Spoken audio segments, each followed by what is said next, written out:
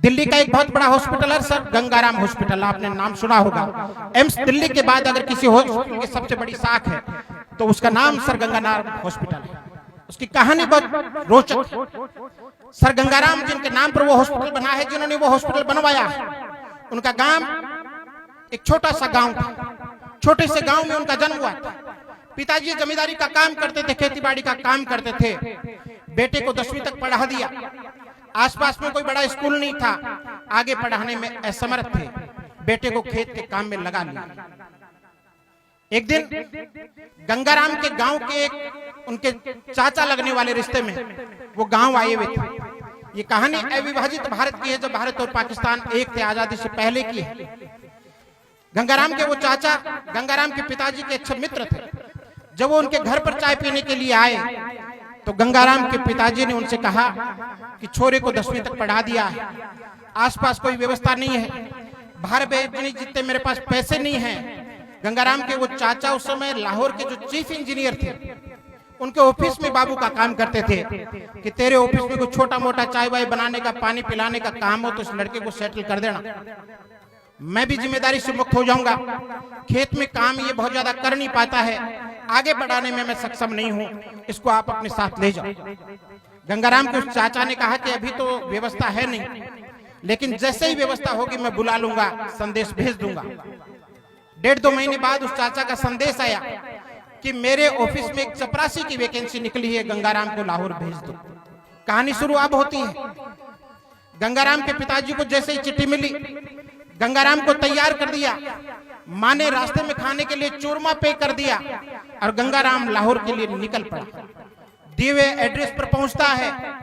सुबह जल्दी 9 बजे के लमसम पहुंच गया। ऑफिस आपको पता है 10 साढ़े 10 बजे खुलते हैं, लेकिन सफाई करने वाले लोग उस ऑफिस में आ गए थे। गंगाराम देखता है कि एक बड़ा सा कमरा है, उसकी सफाई हो गई है, उसमें एक बड़ी टेबल है, सामने एक बड़ी कुर्सी, उसके सामने 4-5 छोटी कुर्सियां हैं। गांव के गंगाराम ने उतना बड़ा ऑफिस पहले कभी नहीं देखा। गांव का मासूम सा लड़का था, वो जाकर के टेबल के सामने की तरफ जो अकेली, बात को गौर से सुनना, अकेली जो घूमने वाली कुर्सी थी उसके ऊपर जाकर के बैठ गया। दिमाग उसने क्या लगाया कि इस ऑफिस में 5-6 कुर्सियां हैं, कोई अकेला आदमी आता होगा तो इस अकेली कुर्सी पर बैठता होगा टेबल के उस पार वाली पे, और कोई 4-5 लोग ग्रुप में आते होंगे तो ये सामने वाली 4-5 कुर्सियों पर बैठ जाते होंगे। गंगाराम बैठ गया, माँ का बांधा हुआ चूरमा खा लिया और आराम करने लग गया।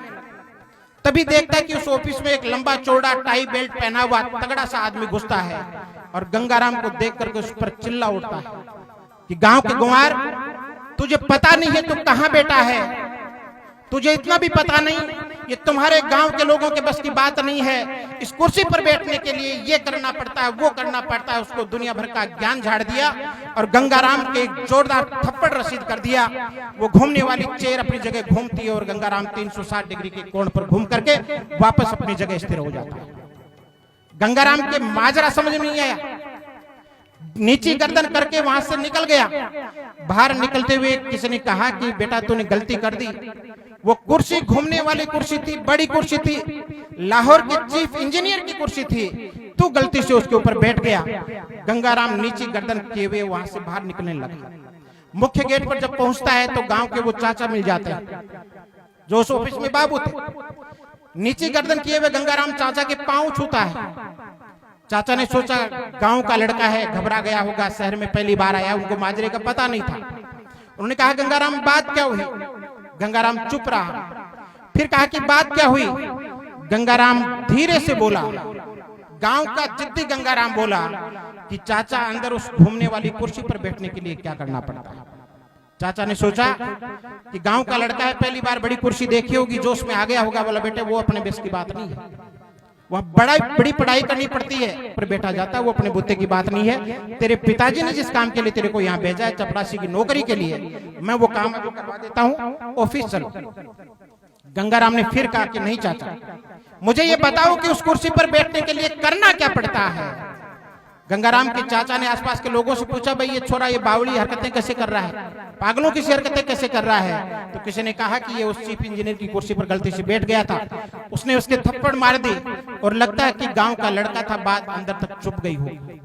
गंगाराम को पूछा, गंगाराम होशो आवाज में कह रहा है गंगाराम ने कहा कि अंकल आया तो चपरासी बनने के लिए था, लेकिन अब उद्देश्य बदल गया है। अब तो गंगाराम उस घूमने वाली कुर्सी के ऊपर बैठ करके दिखाएगा। चाचा के भी माजरा समझ में आ गया। चाचा ने कहा गंगाराम तेरे पिताजी के पास पैसे नहीं है, पैसे वाली व्यवस्था मैं कर देता हूं, पढ़ाई वाला काम तेरे को करना है। उसमें देश का पहला आईआईटी जो आईआईटी रुड़की बना, अंग्रेजों के टाइम वो थॉमसन इंजीनियरिंग कॉलेज हुआ करता, थॉमसन इंजीनियरिंग कॉलेज, गंगाराम का एडमिशन वहां करवा दिया।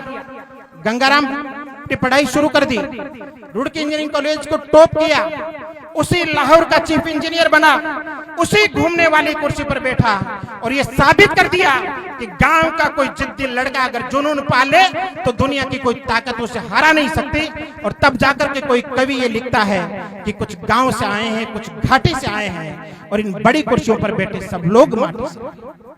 देश में जितने भी लोग बड़ी कुर्सियों पर बैठे हैं ये वो लोग हैं जो जिद्दी हैं, जुनूनी हैं, जज्बाती हैं, जदोजहद करने वाले हैं। कहते हैं कि कुछ करने के लिए मौसम नहीं मन चाहिए, साधन सभी जुट जाते हैं, सिर्फ संकल्प का धन चाहिए। गांव के आदमी के पास एकमात्र कोई दौलत है तो वो है संकल्प का धन और शुद्ध मन। मैं भी उसी का एक उदाहरण हूं। मैंने तो इतने संघर्ष से जीवन से निकला हूं। लोगों ने 1000 बार कोशिश की कि गिरा दिया जाए, वापस उठने नहीं दिया जाए, लेकिन जितनी बार लोगों ने गिराने की कोशिश की 1000 गुना हिम्मत के साथ वापस खड़ा हुआ। धूल झाड़ ली, हमें कुछ विरासत में थोड़ी मिला था। मेरे को कई बार लोग कहते हैं कि अब क्या होगा, मैंने कहा मैं कोई विरासत दे करके नहीं आया, गिरा दिया, मिट्टी में हो गए, झाड़ करके वापस खड़े हो जाएंगे। ये वाला कोई नहीं छीन पाएगा। ये लेकर के पैदा हुए हैं और ये दुनिया में सबसे बड़ी दौलत है। मैं ये मानता हूं कि जितने भी बच्चों का इस मंच के माध्यम से सम्मान हुआ है वो अपने इस दिमाग के बदौलत इस दुनिया पर राज करने की हिम्मत रखते हैं। मैं उन तमाम छोटे भाई बहनों को भी बधाई देना चाहूंगा जिनका सम्मान आज इस मंच पर हुआ है। और इस सम्मान का असली अर्थ तब है जब आप कभी भी रुकने का मन करे, झुकने का मन करे, पढ़ाई छोड़ने का मन करे, जिंदगी में कोई भी चीज टफ लगे, कठिन लगे, यूं लगे कि आप पार नहीं पड़ेगी, उस समय इस सम्मान को याद कर लेना। आप इस बात को याद करना कि गांव के हजारों लोगों की उपस्थिति में मेरा सम्मान हुआ था और ये कहा गया था कि गांव का ये लड़का या लड़की बहुत आगे जाएगा। आप रुक नहीं पाएंगे, आप थक नहीं पाएंगे, आप झुक नहीं पाएंगे। एक बार पुनः बिहार हरिपुरा जी को और पूरी युवा विकास समिति को मेरी ओर से बहुत बहुत शुभकामनाएं एक अच्छे दिव्य और भव्य आयोजन के लिए। इसी तरह से गांव को साथ लेकर के आगे बढ़ते रहें, अच्छे आयोजन करते रहें। पुनः एक बार शहीद के श्री चरणों में नमन करता हुआ, प्रणाम करता हुआ अपनी बात को ये कहते हुए विराम दूंगा कि हदे शहर से निकली तो गांव गांव चली, कि हदे शहर से निकली तो गांव गांव चली, कुछ यादें मेरे संग पांव पांव चली, और सफर जो धूप का किया तो ये तकाजा हुआ, वो जिंदगी ही क्या जो छांव छांव चली। हम गांव से निकले हुए लोग हैं, धूप में चलना जानते हैं, छांव की परवाह नहीं करते। आइए हम सब लोग धूप का सफर करते हुए आगे बढ़े, अपने गांव का नाम रोशन करें, शहीद शिवदाना राम जी के गांव हरिपुरा का नाम रोशन करें। पुनः पुनः बहुत बहुत बधाइयां। जय हिंद, जय भारत।